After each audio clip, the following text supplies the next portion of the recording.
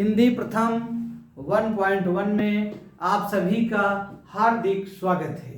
आज हम वाक्य के बारे में आप सभी को बताएंगे। किसके बारे में? वाक्य के बारे में। इसके पहले शब्द वर्णमाला पढ़ चुके हैं, ठीक है।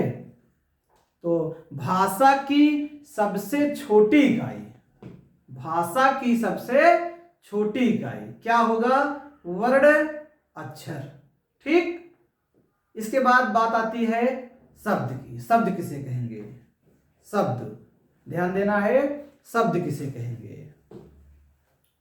ध्वनियों के मेल से बने, ध्वनियों के मेल से बने सार्थक वर्ण समुदाय को शब्द कहते हैं। ध्वनियों के मेल से बने, ध्वनियों के मेल से बने सार्थक वर्ण समुदाय को शब्द कहते हैं। समझ में आया? ध्वनियों के मेल से बने सार्थक वर्ण समुदाय को शब्द कहते हैं। तो याद रखना है, सार्थक अगर वर्ण समुदाय होता है तो शब्द बन जाता है। और भाषा की सबसे छोटी इकाई वर्ण या अक्षर होगा, ठीक है। इसके बाद अब बात आती है वाक्य किसे कहेंगे। वाक्य देखिए, वाक्य क्या है? सामान्य तौर पर वाक्य सार्थक, सामान्य तौर पर वाक्य सार्थक शब्द का समूह है। क्या है? समूह है। सामान्य तौर पर वाक्य सार्थक शब्द का क्या है? समूह है। वहां सार्थक वर्णों का समूह क्या कहलाता था? शब्द कहलाता था। यहां सार्थक शब्दों का समूह वाक्य कहलाएगा। सार्थक वर्णों का समूह शब्द हो गया, असार्थक शब्दों का समूह वाक्य हो गया। एक समझने के लिए, ठीक है। तो सामान्य तौर पर वाक्य सार्थक शब्द का समूह है। सामान्य तौर पर वाक्य क्या है? सार्थक शब्द का समूह है, जिसमें, ध्यान देना है, जिसमें कर्ता और क्रिया, जिसमें कर्ता और क्रिया होते हैं, याद रखना है, जिसमें कर्ता और क्रिया होते हैं। तो सामान्य तौर पर वाक्य सार्थक शब्द का समूह है, जिसमें कर्ता और क्रिया होते हैं। अब आगे देखते हैं, जैसे जैसे जैसे देखिए, अनिल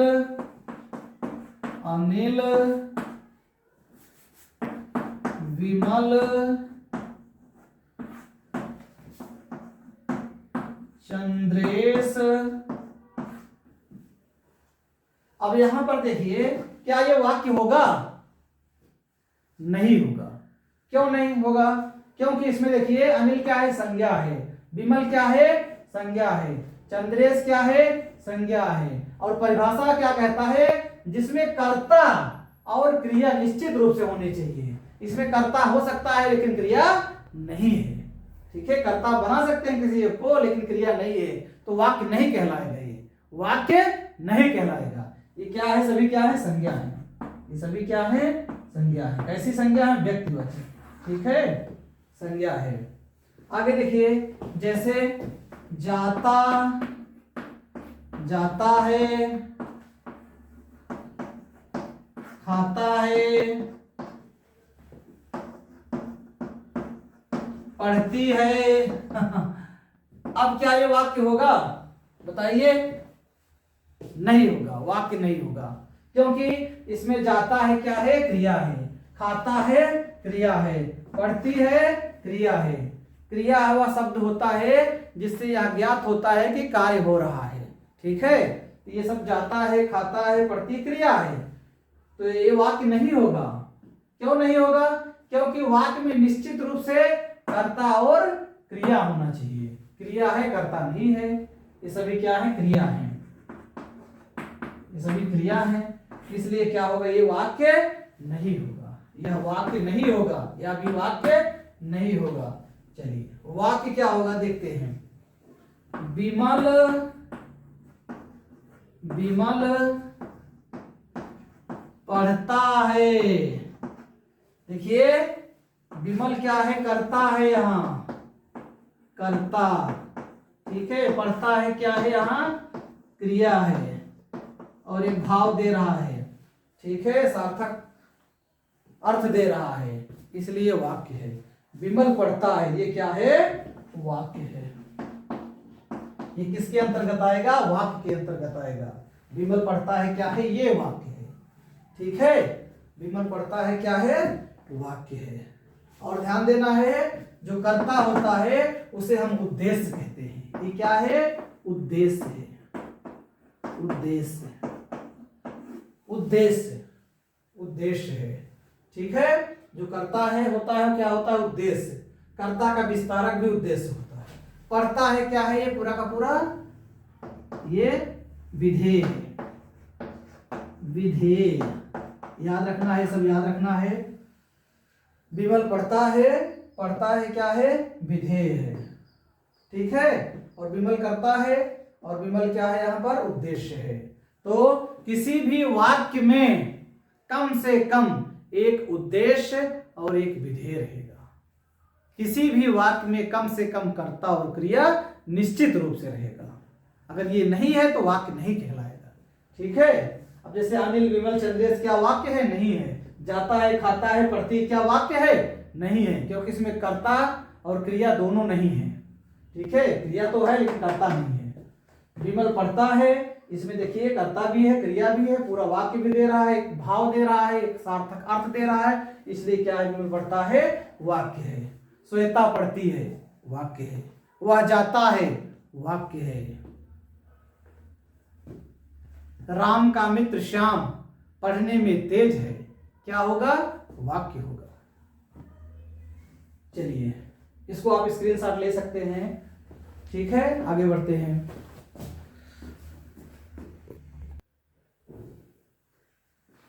तो अब आगे बढ़ते हैं। आगे बात होती है पदबंध। पदबंध और उपवाक्य। पदबंध उपवाक्य में क्या अंतर है, पदबंध और उपवाक्य में अंतर,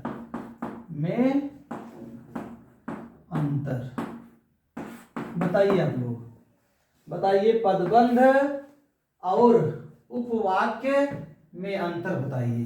पदबंध और उपवाक्य में अंतर बताएं आप लोग।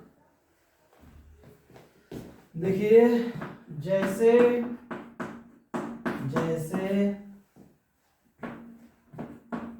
ज्यों ही वह आया, ज्यों ही वह आया।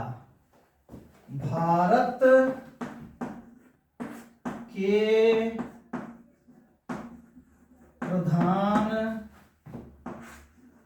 मंत्री, एक वाक्य को लिख दें, मिट्टी का तेल, मिट्टी का तेल। अब इसमें बताइए उपवाक्य कौन सा है, कौन सा पदबंध है, बताइए आप लोग। ज्यों ही वह आया, भारत के प्रधानमंत्री, मिट्टी का तेल। चलिए अब यहां देखिए, ज्यों ही वह आया, ठीक है। यहां आया क्या है, क्रिया है, यहां क्रिया है आया। अब इसमें देखिए भारत के प्रधानमंत्री, मिट्टी का तेल, इन सब में क्रिया नहीं है कि है, देखिए नहीं है। इन दोनों वाक्यों में क्रिया नहीं है, इसमें क्रिया है। तो ध्यान देना है आपको, अगर उपवाक्य है तो उसमें निश्चित रूप से क्रिया होगी, ठीक है। तो ज्यों ही वह आया, क्या है ये, उपवाक्य है। अंतर यही है, बहुत मोस्ट है, क्या है ये, उपवाक्य है। अब भारत के प्रधानमंत्री, मिट्टी का तेल, ये दोनों पूरा पूरा क्या है, पदबंध है। पदबंध क्या है, पदबंध है, याद रखना है, पदबंध है।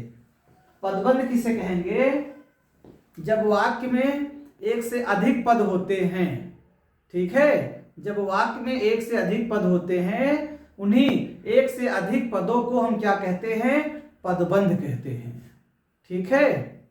और उपवाक्य पदबंध तो होते हैं, लेकिन उसमें निश्चित रूप से क्रिया होगी। उपवाक्य में निश्चित रूप से, अनिवार्य रूप से क्या होगी, क्रिया होगी। अंतर यही है, ठीक है। उपवाक्य तो पदबंध होते हैं, लेकिन उपवाक्य में निश्चित रूप से क्या होगी, क्रिया होगी। उपवाक्य में क्रिया का होना अनिवार्य है, लेकिन पदबंध में क्रिया का होना अनिवार्य नहीं है। इसको आप चाहे तो स्क्रीनशॉट ले सकते हैं, ठीक है। फिर आगे बढ़ते हैं।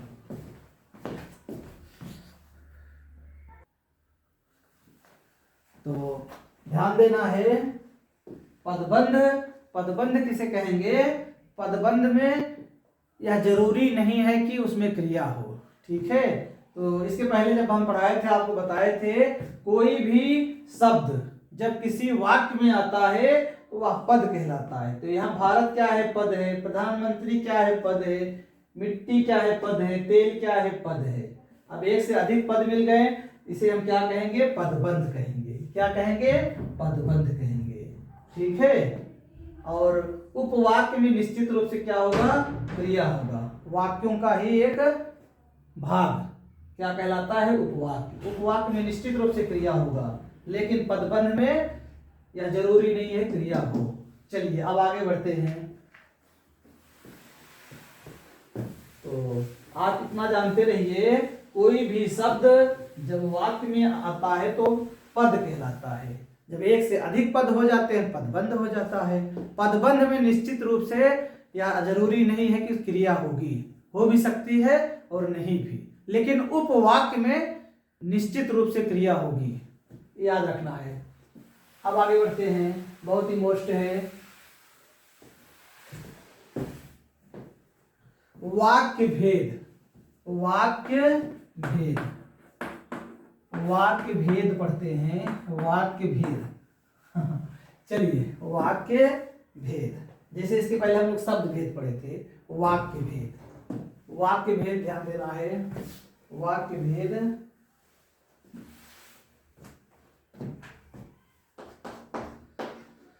वाक्यों का वर्गीकरण मुख्यतः, वाक्यों का वर्गीकरण मुख्यतः दो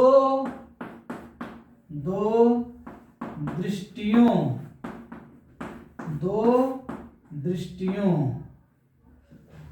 वाक्यों का वर्गीकरण मुख्यतः दो दृष्टियों से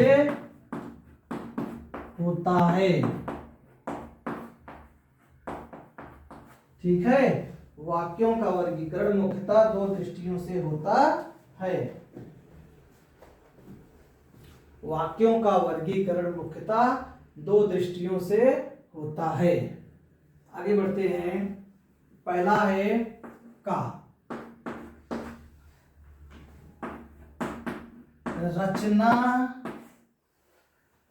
रचना एवं स्वरूप के आधार पर, और खा है अर्थ के आधार पर।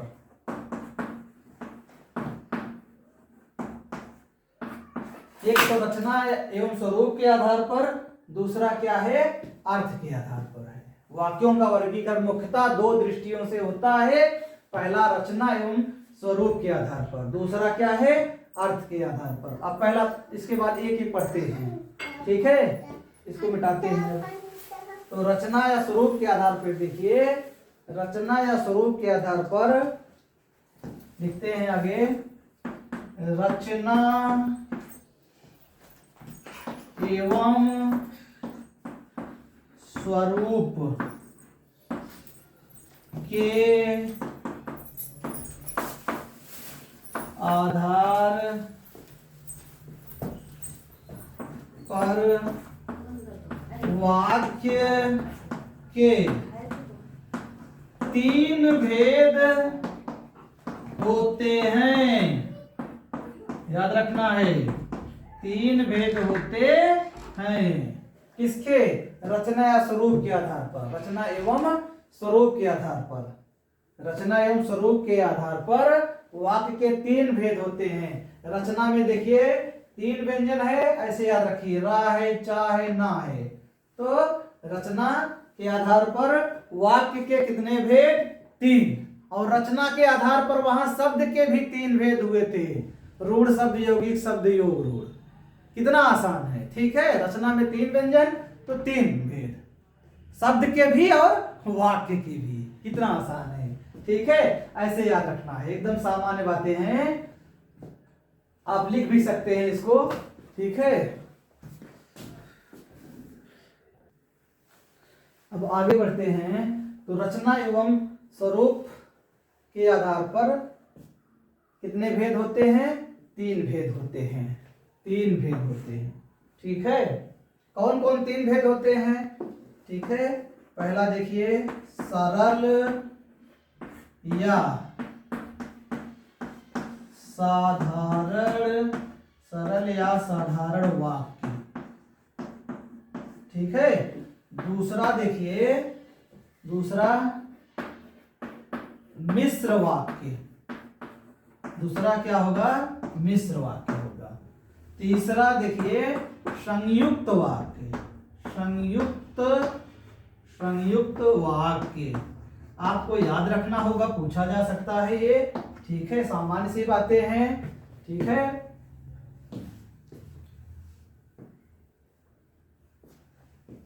वाक्यों का वर्गीकरण मुख्यतः दो दृष्टियों से होता है। पहला रचना एवं स्वरूप के दृष्टि से, दूसरा अर्थ के। तो रचना के आधार पर तीन भेद, सरल या साधारण, मिश्र वाक्य, संयुक्त वाक्य। और दूसरा अर्थ के आधार पर वाक्य के कितने भेद होते हैं? तो 8 भेद होते हैं, ठीक है। उसका ट्रिक है BBI प्रसन्न शास्त्र, जो ट्रिक हमने बनाया है स्वयं, आगे बताएंगे आपको, ठीक है। तो आगे इसमें देखिए, रचना एवं स्वरूप के आधार पर वाक्य के तीन भेद होते हैं, सरल या साधारण वाक्य, मिश्र वाक्य, संयुक्त वाक्य। नाम से इसकी परिभाषा भी है। आगे बढ़ते हैं।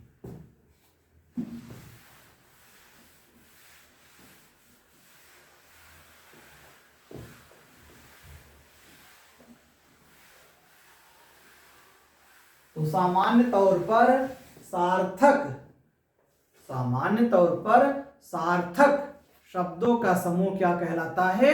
वाक्य कहलाता है। सामान्य तौर पर सार्थक शब्दों का समूह क्या कहलाता है? वाक्य कहलाता है, ठीक है।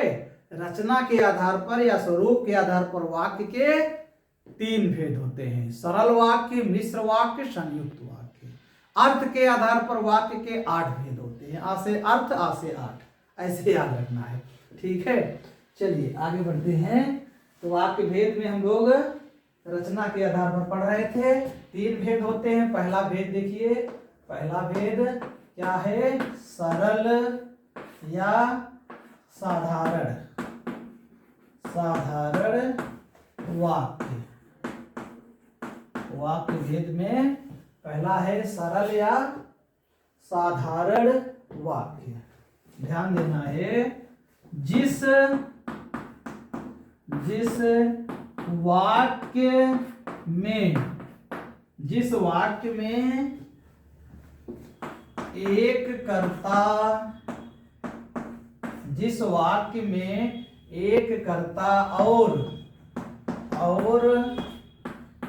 और एक जिस वाक्य में एक कर्ता और एक क्रिया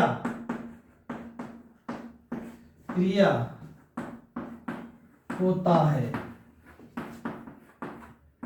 क्रिया स्त्रीलिंग है इसलिए होती है। तो देखिए जिस वाक्य में एक कर्ता और एक क्रिया होती है उसे हम क्या कहेंगे, सरल या साधारण वाक्य कहेंगे। ठीक है।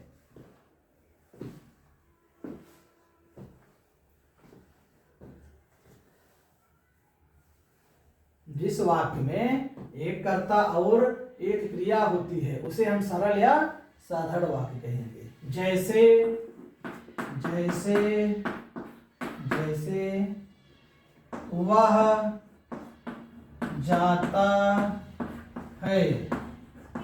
देखिए यहाँ पर वह क्या है, करता है, जाता है क्या है, क्रिया है। एक वाक्य में क्या होना चाहिए, कम से कम कर्ता और क्रिया निश्चित रूप से। ठीक है। तो जिस वाक्य में एक कर्ता और एक क्रिया होती है उसे हम क्या कहते हैं, वाक्य कहते हैं, सरल वाक्य कहते हैं। कैसा वाक्य, सरल वाक्य कहते हैं।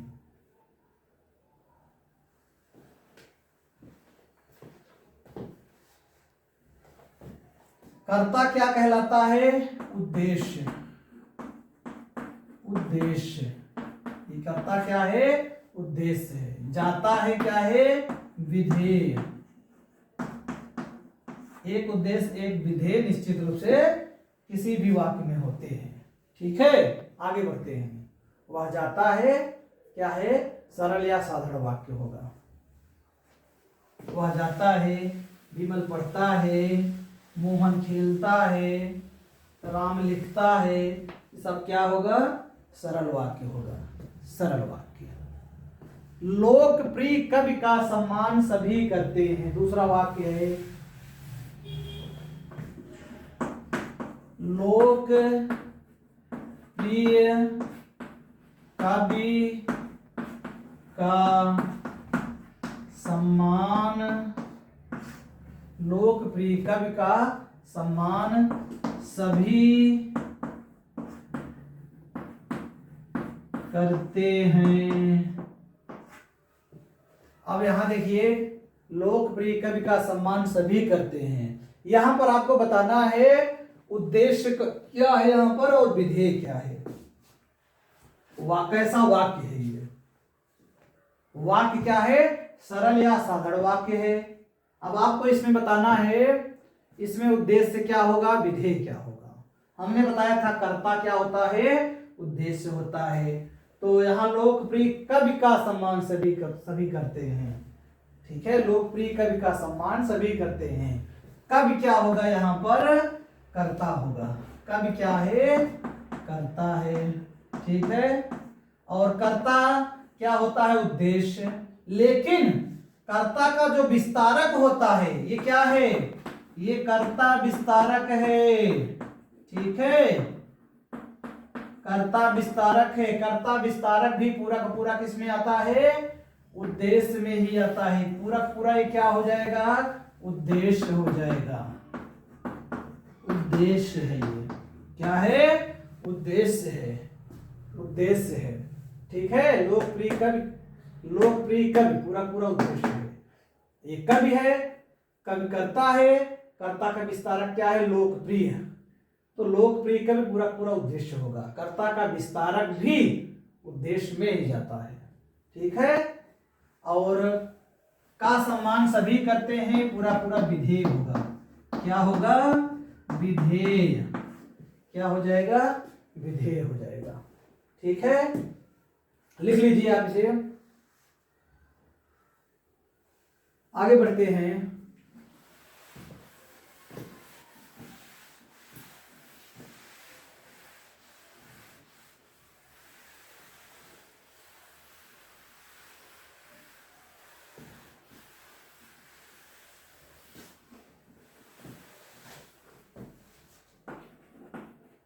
अनिल व विमल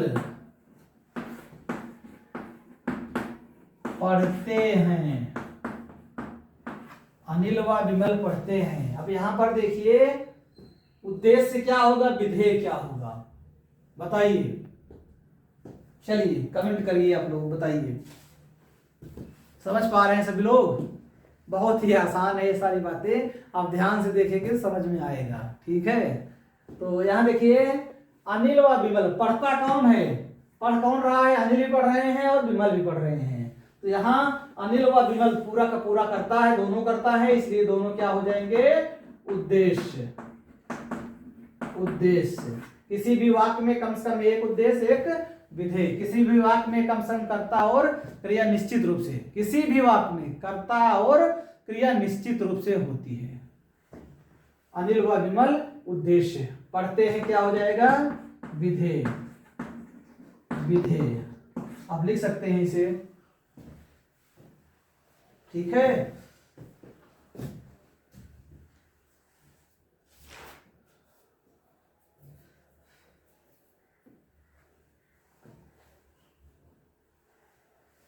राम श्याम व मोहन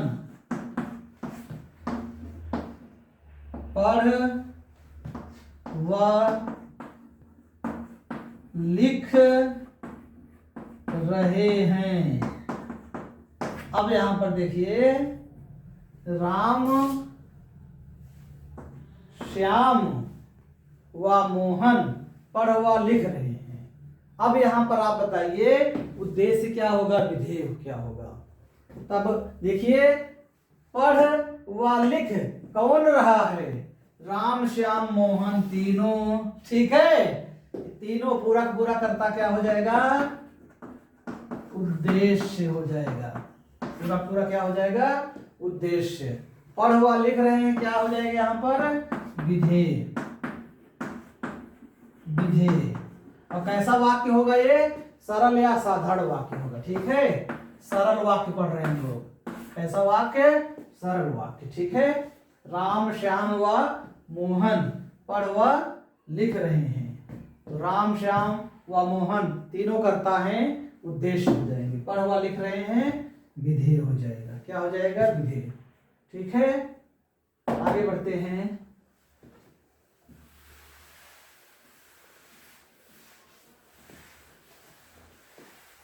जो सरल वाक्य होता है, बोलने में भी बिल्कुल एकदम सिंपल सा, सरलता की तरह पूरा वाक्य बोला जाता है, कहीं रुकावट नहीं होती है। ठीक है, अब देखिए,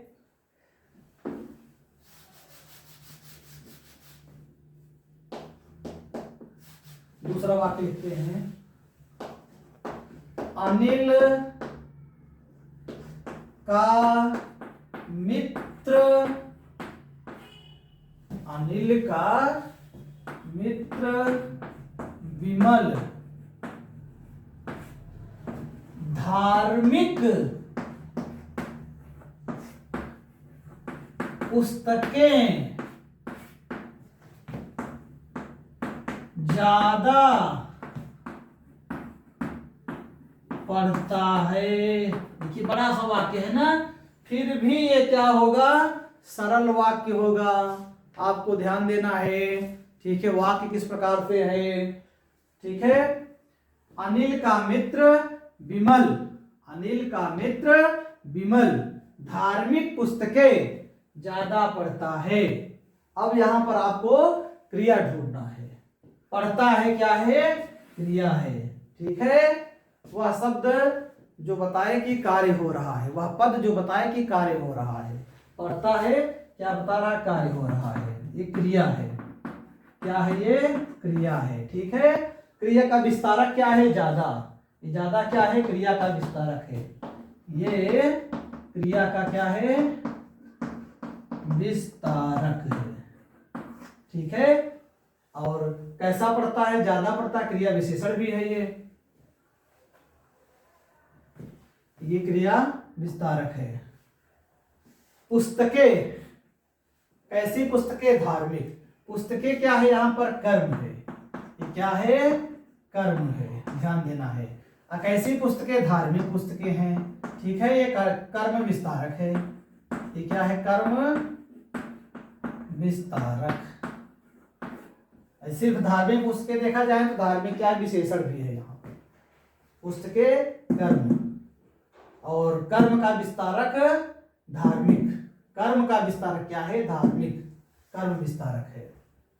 और पढ़ कौन रहा है? विमल। ठीक है, अनिल का मित्र विमल क्या कर रहा है? धार्मिक पुस्तकें ज्यादा पढ़ता है। तो कर्ता इसमें क्या है? जिसके माध्यम से कार्य किया जाता है वो कर्ता होता है। कर्ता क्या है? विमल। कर्ता क्या है यहाँ पर? विमल है। कर्ता क्या है बेटा? यहाँ पर विमल है। कर्ता विमल है। और हमने बताया है आपको कर्ता का विस्तारक भी उद्देश्य होता है। ठीक है, कर्ता का विस्तारक भी उद्देश्य होता है। तो विमल कर्ता है, विमल का विस्तारक क्या है? अनिल का मित्र। यानी कि पूरा का पूरा ये यहां से लेकर यहां तक। ठीक है, विमल मित्र का अनिल, यानी कि अनिल का मित्र विमल, पूरा पूरा ये क्या हो जाएगा? उद्देश्य। उद्देश्य याद रखना है, पूरा पूरा क्या हो जाएगा? उद्देश्य हो जाएगा। कभी कभी लोगों को लगता है बड़ा वाक्य होगा तो संयुक्त होगा या मिश्र होगा। ठीक है, पर ऐसा नहीं है। अनिल का मित्र विमल धार्मिक पुस्तकें ज्यादा पढ़ता है। तो विमल क्या है? कर्ता, और कर्ता का विस्तारक क्या है? अनिल का मित्र। पूरा पूरा अनिल का मित्र विमल उद्देश्य में जाएगा। धार्मिक पुस्तकें ज्यादा पढ़ता है, यहां से लेकर यहां तक ये पूरा क्या है? विधेय में जाएगा। किसमें? विधेय। याद रखना है, विधेय। ठीक है, आप इसका स्क्रीनशॉट ले सकते हैं।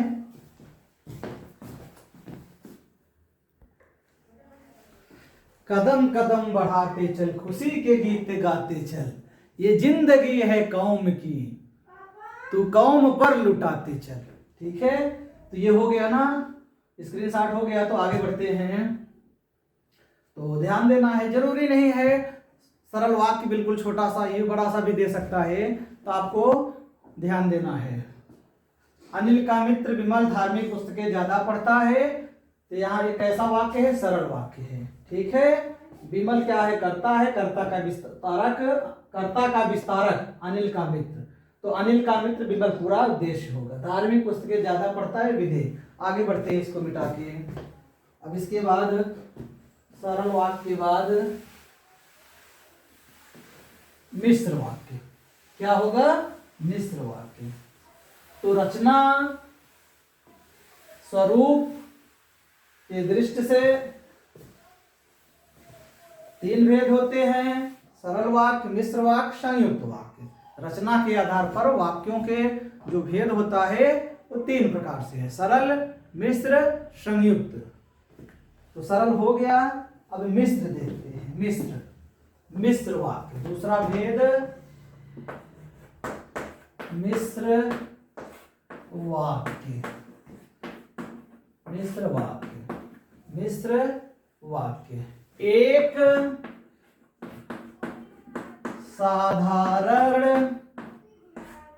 साधारण वाक्य के अधीन, बिल्कुल एकदम सिंपल सिंपल भाषा है, बहुत मुश्त है। एक साधारण वाक्य के अधीन, एक साधारण वाक्य के अधीन कोई दूसरा उपवाक्य या अंग वाक्य होता है। ठीक है, तो क्या कहलाएगा? मिश्र वाक्य कहलाएगा। मिश्र मतलब मेल। कैसा मेल? एक साधारण, दूसरा क्या होगा? उपवाक्य, उसी के अधीन अंग वाक्य। एक साधारण सा वाक्य, दूसरा उसी साधारण वाक्य के अधीन उपवाक्य होगा। तो एक साधारण वाक्य के अधीन कोई दूसरा उपवाक्य या अंग वाक्य होता है, तो उसे हम क्या कहते हैं? मिश्र वाक्य। वह क्या कहलाता है? मिश्र वाक्य। ठीक है, मिश्र वाक्य आप लिख सकते हैं, वह मिश्र वाक्य होता है। होता है और मिश्र वाक्य होता है। आप इसे स्क्रीनशॉट ले सकते हैं। अब आगे बढ़ते हैं। तो मिश्र वाक्य के उदाहरण क्या होंगे? पहले तो मैं एक शानदार ट्रिक आपको देना चाहता हूं। देखिए TRICK ट्रिक में ध्यान देना है। मिश्र वाक्यों का आरंभ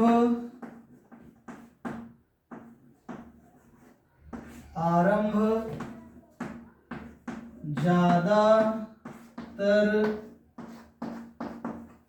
ध्यान देना है, मिश्र वाक्यों का आरंभ ज्यादातर यदि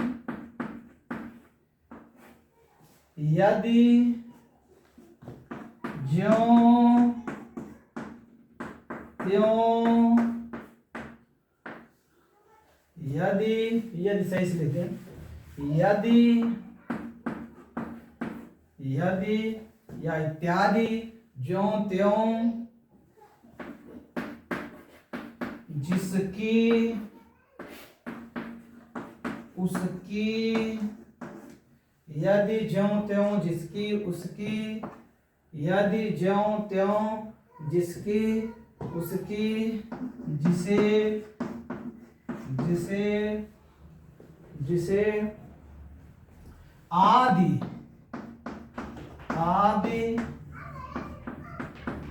शब्दों से ज्यादातर होता। देखिए मिश्र वाक्यों का आरंभ ज्यादातर यदि ज्यों त्यों जिसकी उसकी जिसे आदि शब्दों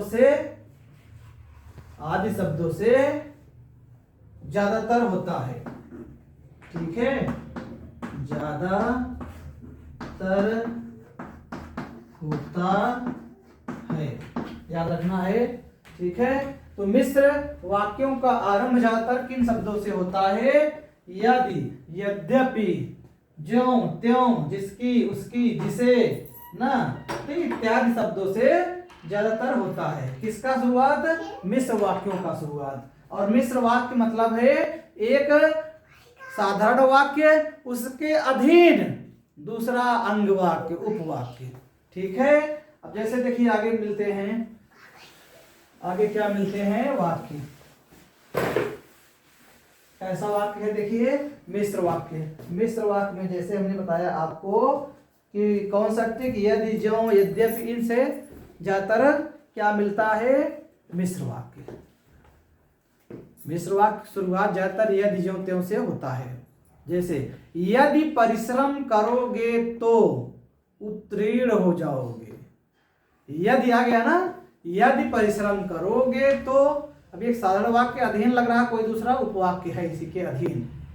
ठीक है, यदि परिश्रम करोगे तो उत्तीर्ण हो जाओगे। यदि आ गया ना, मैं जानता हूं कि तुम्हारे अक्षर अच्छे नहीं बनते, ये क्या होगा? मिश्र वाक्य हो जाएगा। एक और लिखते हैं, और हर जगह नहीं, जरूरी नहीं है यदि ज्यों त्यों ही हर समय मिश्र वाक्य में मिलेगा। ठीक है, आगे दूसरा है, जैसे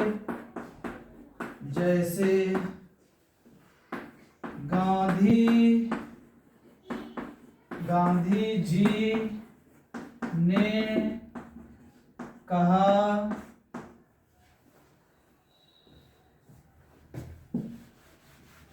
गांधी जी ने कहा कि सदा सत्य, एकदम साफ साफ लिखते हैं। तो गांधी जी ने कहा कि सदा सत्य बोलो। अब देखिए गांधी जी ने कहा कि, अब लग रहा है इसी के अधीन कोई दूसरा उपवाक्य है, अंग वाक्य है। जब एक साधारण वाक्य हो और उसी के अधीन कोई दूसरा उपवाक्य हो तो वह क्या हो जाता है? मिश्र हो जाता है। क्या हो जाता है? मिश्र हो जाता है। गांधी जी ने कहा कि, अब लग रहा है आगे कुछ कहा जाएगा, कुछ और कुछ बोला जाएगा, ठीक है। तो गांधी जी ने कहा कि सदा सत्य बोलो, कैसा वाक्य हो जाएगा, मिश्र हो जाएगा।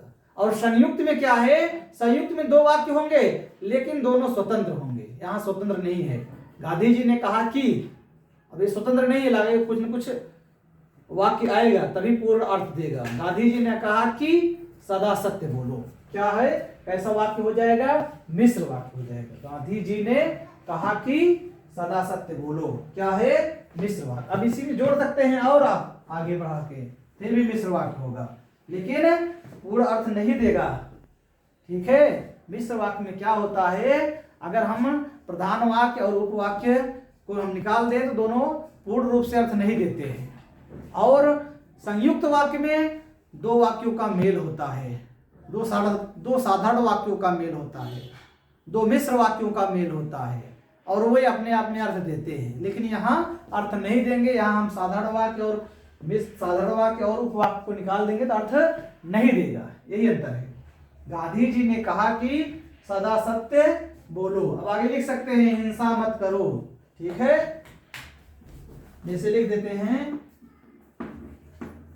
हिंसा मत करो, हिंसा मत करो। अब क्या हो जाएगी, ये मिश्र वाक्य हो जाएगा, ठीक है। और यहां तक लेंगे तब भी मिश्र वाक्य ही होगा। यहां तक गांधी जी ने कहा, क्या कहा, कि सदा सत्य बोलो, क्या हो जाएगा, मिश्र वाक्य हो जाएगा। और ध्यान देना है, एक तो ट्रिक हम आपको बताएं मिश्र वाक्य में, मिश्र वाक्यों की शुरुआत ज्यादातर यदि, ज्यों, यद्यपि इन सबसे होता है। जैसे ज्यों ही वह दवा पिया सो गया। और एक तो ये ट्रिक हो गया, यदि, ज्यों, यद्यपि मिश्र वाक्य इसके शुरुआत में आता है। और दूसरा ट्रिक है लोकोक्तियां और मुहावरे की पंक्तियां जो होती है वो सभी मिश्र वाक्य में ही होती है, ठीक है। जैसे लकीर का फकीर होना, लकीर का फकीर होना, जितना गुड़ डालोगे उतना मीठा होगा, ये सब क्या होगा, मिश्र वाक्य में जाएगा। लोकोक्तियां और मुहावरे मिश्र वाक्य में जाएंगी। इसके बाद वाक्यों की शुरुआत यदि, ज्यों, त्यों से होगा तो मिश्र वाक्य। एक साधारण वाक्य उसी के अधीन कोई दूसरा अंग वाक्य हो, उपवाक्य हो तो मिश्र वाक्य, ठीक है। अधीन याद रखना है, अधीन शब्द, एक साधारण वाक्य, ठीक है, एक साधारण सा वाक्य उसी के दूसरा अधीन अंग वाक्य हो या उपवाक्य, क्या हो जाएगा, मिश्र वाक्य हो जाएगा, ठीक है। साधारण और एक दूसरा उसी के अधीन अंग वाक्य हो तो मिश्र वाक्य कहलाएगा। आगे बढ़े, बहुत ही आसान है, ठीक है। इसको आगे बढ़ते हैं, इसके बाद आप इसको लिख सकते हैं।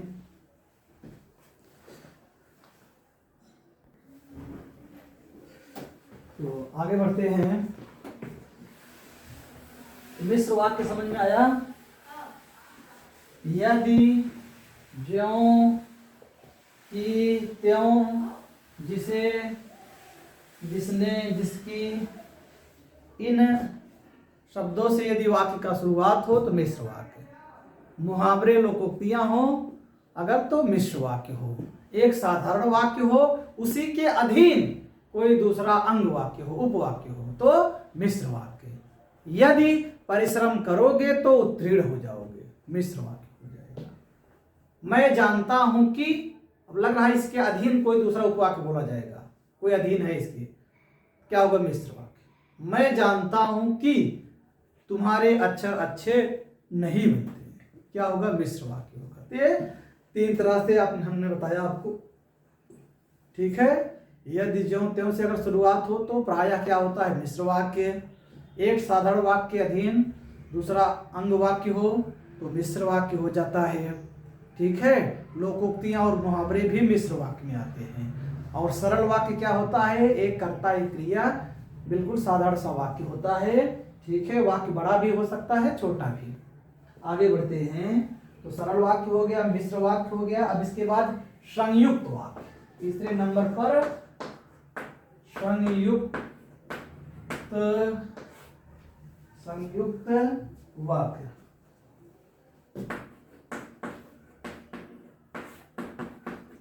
संयुक्त वाक्य, संयुक्त वाक्य में ध्यान देना है, जिस वाक्य में साधारण, ध्यान देना है, संयुक्त वाक्य में जिस वाक्य में साधारण अथवा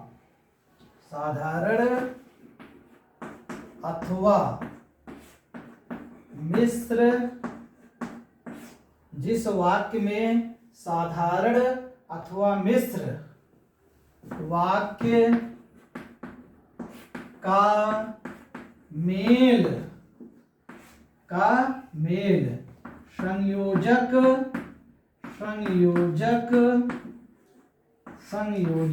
अवयवों,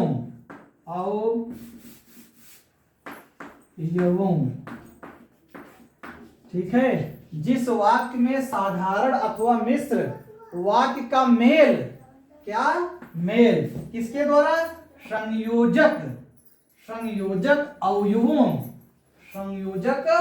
अवयवों द्वारा होता है,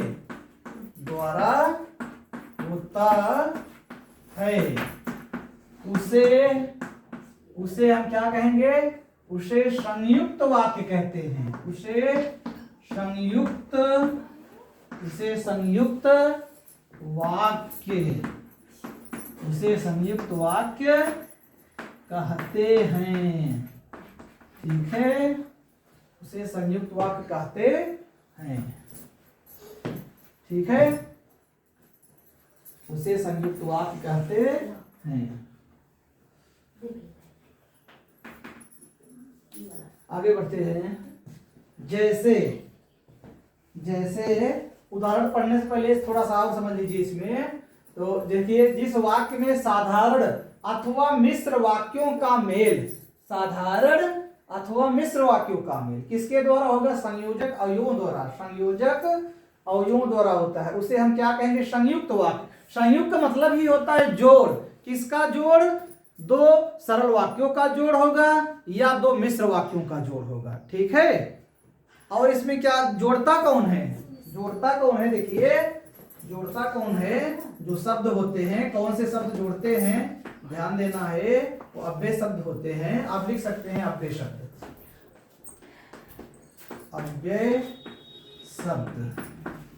ठीक है, कौन से अव्यय शब्द जोड़ते हैं, और किंतु, ठीक है, लेकिन, और किंतु, लेकिन, परंतु, ठीक है, अथवा, तथा, और किंतु, लेकिन, अथवा, तथा, आदि, ठीक है, ये आदि शब्द जोड़ते हैं, ठीक है, संयोजक अवयव होते हैं, ये संयोजक अवयव, ठीक है। संयोजक अवयव कौन होते हैं, कौन जोड़ते हैं, ये और, किंतु, लेकिन, अथवा, तथा आदि शब्द जोड़ते हैं, ठीक है। इसका स्क्रीनशॉट आप ले सकते हैं। जैसे देखिए, जैसे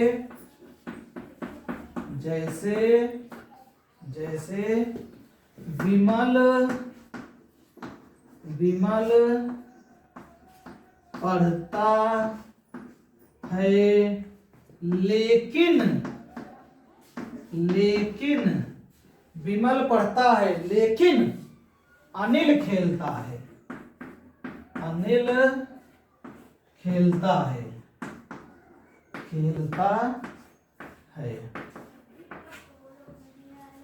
विमल पढ़ता है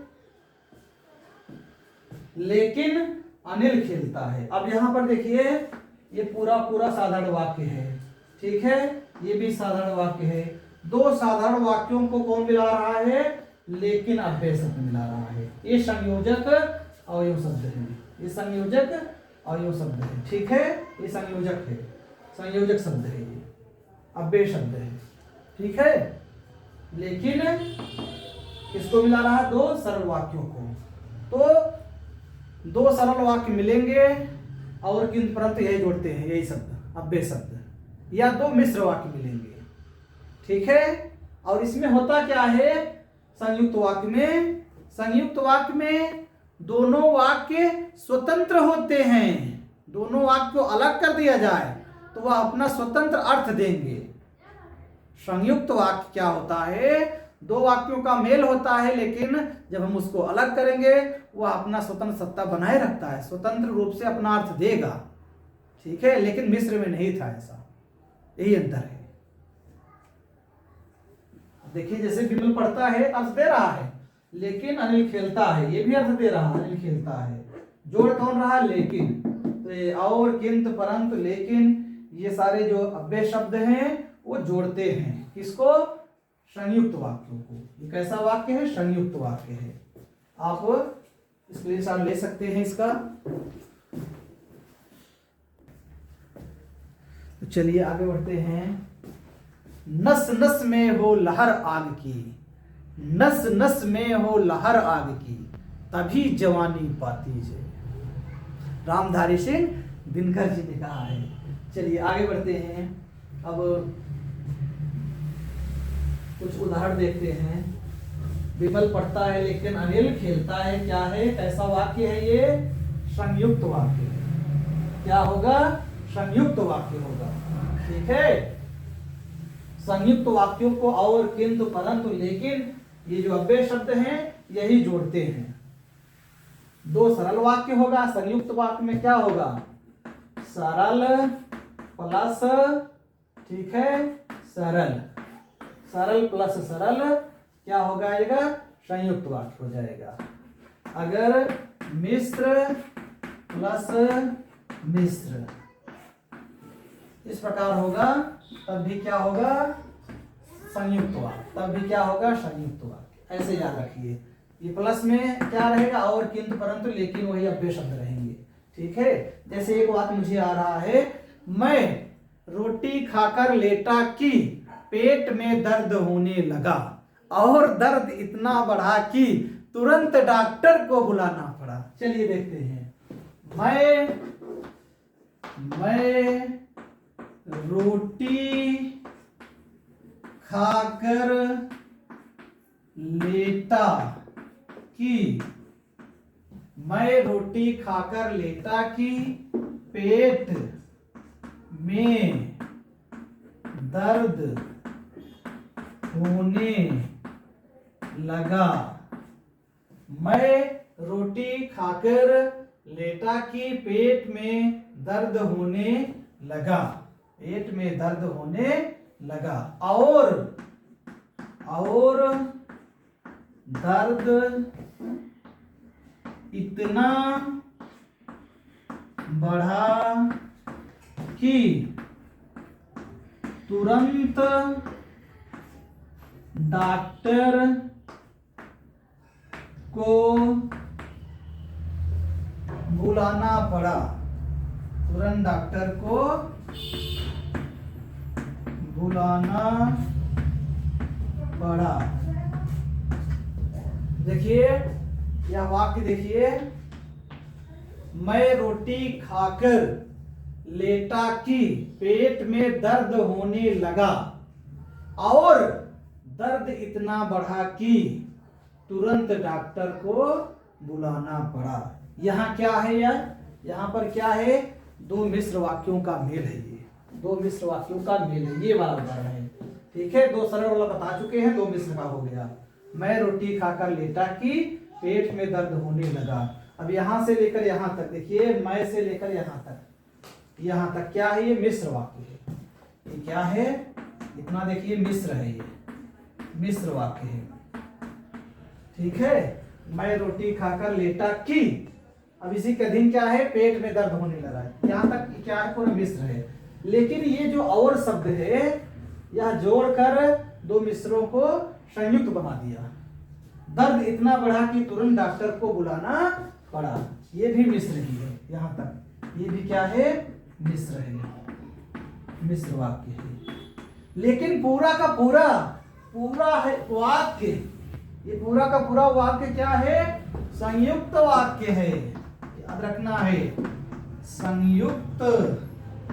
संयुक्त वाक्य क्या हो जाएगा? संयुक्त वाक्य हो जाएगा पूरा का पूरा। ठीक है, समझ पा रहे हैं आप लोग? मुझे पूरा उम्मीद है कि आपको समझ में आ रहा है। चलिए आगे बढ़ते हैं। अब देखिए, मैं रोटी खाकर लेटा कि पेट में दर्द होने लगा। क्या है ये? पूरा यहाँ तक मिश्र है। और दर्द इतना बढ़ा कि तुरंत डॉक्टर को बुलाना पड़ा। अब क्या हो गया? संयुक्त हो गया, दो मिश्रों को जोड़ दिया गया, दो मिश्र वाक्यों को जोड़ दिया गया। और जोड़ता कौन है? और, किंतु, परंतु, लेकिन, यही सब जोड़ता है। ठीक है, ये संयुक्त वाक्य हो गया। चलिए इसको मिटाते हैं।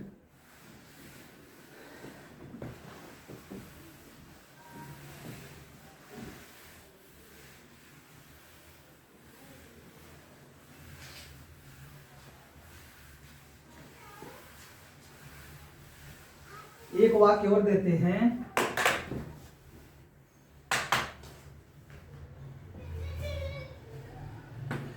रमेश पढ़ रहा है, राजेश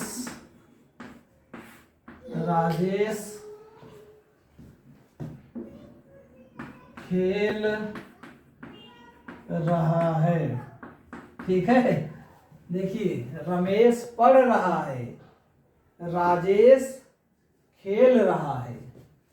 अब आप लोग बताइए कैसा वाक्य है ये? सरल वाक्य है कि मिश्र वाक्य है कि संयुक्त वाक्य है? चलिए कमेंट करिए, बताइए तेजी के साथ। अब यहां पर देखिए, ये देखिए, ये योजक है, अल्प विराम यहां पर ये योजक का काम किया है। ठीक है, यहां पर ये पूरा पूरा स्वतंत्र है, ये भी स्वतंत्र है। जब दो वाक्य स्वतंत्र होते हैं, ठीक है, वह क्या होता है? संयुक्त होता है। जब दो मिश्र वाक्य आपस में मिलते हैं और दोनों स्वतंत्र होते हैं, संयुक्त होता है। यहां पर ये अल्प विराम योजक का काम कर रहा है। ये पूरा का पूरा संयुक्त वाक्य होगा। कैसा वाक्य होगा? पूरा पूरा ये संयुक्त वाक्य होगा। क्या होगा? संयुक्त, याद रखना है। क्या होगा? संयुक्त होगा। अल्प विराम भी जोड़ता है, याद रखना है।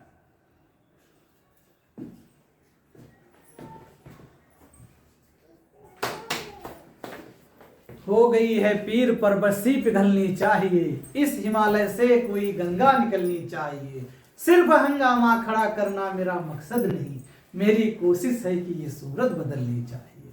ठीक है, तो बातें आपको समझ में आ गई होंगी। तो हम लोग आज क्या बात किए? वाक्य के बारे में। ठीक है, सबसे पहले बात किए कि भाषा की सबसे छोटी इकाई क्या है? तो वर्ण है, अक्षर है।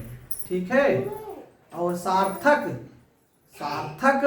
वर्णों के मेल से क्या बन जाता है? शब्द बन जाता है, शब्द बन जाता है। ध्वनियों के मेल से बने सार्थक वर्ण समुदाय को शब्द कहते हैं। ठीक है, फिर सार्थक शब्दों के समूह से वाक्य बन जाता है। सार्थक शब्दों के समूह से वाक्य बन जाता है। वाक्य में बात हम लोग किए थे, रचना के आधार पर वाक्य के कितने भेद? 3 भेद। सरल वाक्य, मिश्र वाक्य, संयुक्त वाक्य। याद रखिए, रचना के आधार पर वाक्य के कितने भेद? 3 भेद। सरल वाक्य, मिश्र वाक्य, संयुक्त वाक्य। रचना में 3 व्यंजन है, ऐसे याद रखिए, 3 भेद। रचना के आधार पर वाक्य भी 3 और शब्द भी 3 होता है।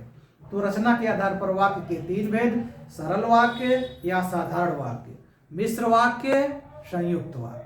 ठीक है, फिर उसके बाद अर्थ के आधार पर वाक्य के कितने भेद होते हैं? तो 8 भेद होते हैं। कितने भेद? 8 भेद होते हैं। इधर सरल या साधारण वाक्य पढ़े हैं हम लोग। सरल या साधारण वाक्य में क्या होगा? एक कर्ता और एक क्रिया। क्या हो जाएगा? सरल या साधारण वाक्य हो जाएगा। ठीक है, बिल्कुल सिंपल सा वाक्य होगा। मिश्र वाक्य में क्या होगा? मिश्र वाक्य में एक प्रधान वाक्य, उसी के अधीन दूसरा उपवाक्य, अधीन शब्द जोड़ दिया गया, अधीन, ठीक है, जुड़ा रहेगा। असंयुक्त वाक्य में दो सरल वाक्यों का मेल होगा, दोनों के अर्थ अपने स्वतंत्र होंगे, या दो मिश्रों का मेल होगा, दो मिश्र वाक्यों का मेल होगा। यहाँ भी दोनों मिश्र वाक्यों के जो अर्थ होंगे स्वतंत्र होंगे, ठीक है, तो संयुक्त है। जहां दोनों वाक्यों को अलग कर दिया जाए, अर्थ स्वतंत्र हो, तो संयुक्त है, ठीक है। जहां पर वाक्यों को अलग किया जाए और स्वतंत्र अर्थ ना आए, तो मिश्र है, ठीक है। जहां पर ये बिल्कुल कर्ता और क्रिया, एक उद्देश्य एक विधेय, वहां क्या हो जाएगा, सरल या साधारण वाक्य होगा, ठीक है। बहुत ही आसान है। इसके बाद कुछ उदाहरण भी लेके आएंगे, ठीक। आप सभी को धन्यवाद।